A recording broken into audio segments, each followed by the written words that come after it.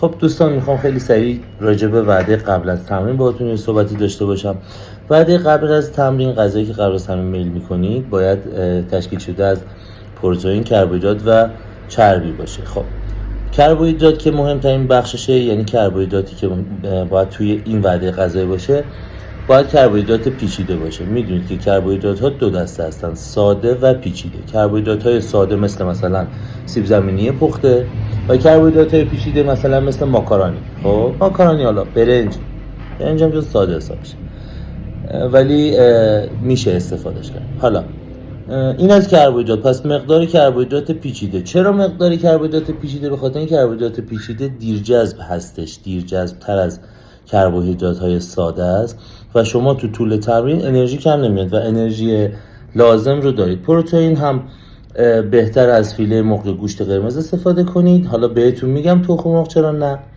و اینکه عرض کنم خدمتون، چربی از چربی‌های مفید، یعنی چربی‌های غیر اشباع. ما 2 تا چربی داریم، یه چربی اشباع، یه دونه غیر اشباع. از چربی‌های غیر اشباع استفاده می‌کنید. این چیدمان وعده غذایی قبل از تمرین میشه. مثلا به عنوان مثال میشه برنج، گوشت گوساله چرخ کرده به فرض و دانه زیتون، یا اینکه مثلا پاستا و سینه مرغ خرد شده، حالا با یه مقدار روغن نارگیل، یه همچین چیزایی که چربی مفید برای انرژی داخل تمرینتون، پروتئین هایی که جذب راحت تری دارن و کربوهیدرات های دیرجذب، کربوهیدرات های شاخه‌دار یا اصطلاحاً دیرجذبی که تو طول تمرین انرژی ما کم نیاد. حالا چرا گفتم تخم مرغ نه؟ ببینید من کار به مقالات و اینا ندارم. خب هر کسی میاد راجع به دانسته های خودش یه چیزی مینویسه، تو گوگل سرچ میکنید یه چیزی هست. هیچ کدوم از اینها، از این گفته ها به علم نتونسته کامل مشهود اینو ثابت کنه. مثلا هیچ علمی نیومده بگه آقا سلول های ما پنجره پروتئینی دارن که این پنجره پروتئینی توی این بازه زمانی بسته میشه. اینا همه فرضیه هستش که هیچ کدوم از اینا به اثبات نرسیده. من طبق تجربه خودم دارم حرف میزنم. خب قطعا خیلی اساتیدی که از من بهتر بلدن الان توی پیج من هستن. اگر انتقادی هست من قبول میکنم، ولی طبق تجربه خودم دارم خدمتتون عرض میکنم. خب عرضم به خدمتتون که چرا تخم مرغ سفیده تخم مرغ نه. ببین خواص سفیده تخم مرغ همه ما میدونیم. اوکی.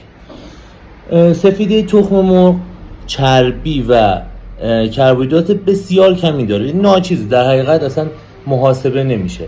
خواص سفیده تخم مرغ علاوه بر اینکه علمی هممون میدونیم خب پروتئین آلبومین داره و فلان و بیشتر از آب و ویتامین های ب تشکیل شده و این داستانا، کار به ایناش ندارم. امتحان کردین مثلا سفیده تخم مرغ با سیب زمینی میخورین 1 ساعت 2 ساعت بعد گرسنتون میشه؟ ببین شما الان 10 تا سفیده تخم مرغ 200 گرم سیب زمینی هم بخوری، البته نسبت به وزنه، ممکنه 1 ساعت نیم ساعت 1 ساعت بعد ضعف کنی، اصلا قند خونت میفته پایین. این خواص سفیده تخم مرغه. پس سفیده تخم مرغ پروتئین آلبومین و به خاطر پایین بودن چربی و پایین بودن کربوهیدراتش باعث میشه که شما احساس ضعف داشته باشی. توی رژیم‌های کالری منفی که برای از بین بردن چربی ها استفاده میشه، خیلی از سفیده تخم مرغ زیاد استفاده میشه به خاطر اینکه مدام این فراینده رو داریم. خب چرا من بیام اینو قبل از تمرین استفاده کنم که بدنم در حالت ضعف قرار بگیره، توی تمرین انرژی کم بیارم؟ میام قبل از تمرینمو از کربوهیدرات‌های شاخه‌دار و مقدار چربی مفید و مقدار پروتئین تغذیه میکنم که بعد از تمرینم هم مخلصم. حالا یه عرض کنم خدمتتون که پس اگر من بخوام یه رژیم غذایی مناسب تنظیم کنم، میام سفیده تخم مرغ رو توی وعده قرار میدم، به عنوان مثال وعده دوم یا وعده صبحانه، که 2 ساعت بعدش طرف اشتهاش بره بالا، بتونه غذا رو بهتر استفاده کنه. مثلا توی وعده صبحانه اگر قرار بدم ساعت 11 گرسنه‌اش میشه و یه وعده دیگه میخوره، یا اگر تو وعده ساعت 11 قرار بدم دیگه این نیست که برای نهار میل نداشته باشه. این از این که کلن حالا من خیلی خودم از این ماده غذایی زیاد استفاده نمی کنم. میگم من به صورت تجربی دارم این حرفا رو میزنم. شما اگر گوگل بخوای سرچ کنی کل حرفای مختلفی رو میشنوی، یا مثلا اساتید چیزای دیگه ممکنه بگن، ولی از لحاظ تجربی اینه که من دارم میگم شما همه رو تست کنید. مثلا بیا یه بار 200 گرم سیب زمینی پخته و چند تا سفیده تخم مرغ رو 1 ساعت بعد ضعف میکنی یا نه. یا قبل از تمرین بخور ببین توی تمرین قندت میفته سرت گیج بره یا نه. اوکی، پس طبق نظر بنده یه جمع‌بندی بکنیم. اگر قرار سفیدی تخم مرغ توی برنامه باشه بهتره وعده اول دوم باشه، یا اگر توی حجم هستید وعده پنجم باشه که شام رو خوب بخوریم.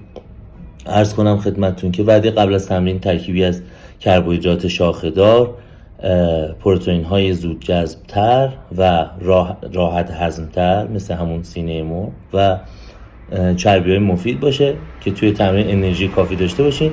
وعده بعد از تمرینم خب من بارها گفتم بهترین وعده به نظر من سیب زمینی آبپز حالا یا کبابی به همراه یک لیوان وی پروتئین ایزوله هستش که حالا اگر به وی دسترسی ندارید میتونید از فیله مرغ استفاده کنید، ولی بهترین وعده برای بعد از تمرین همین سیب زمینیه، چون کربوهیدرات زود جذبه. شما بدنتون گلیکوژن تخلیه کرده، انرژی تخلیه کرده، میایین یک کربوهیدرات زود جذب توی برنامه‌تون قرار میدید مثل سیب زمینی که راحت ترین و در دسترس ترینش هست و میتونید بهترین نتیجه رو بگیرید.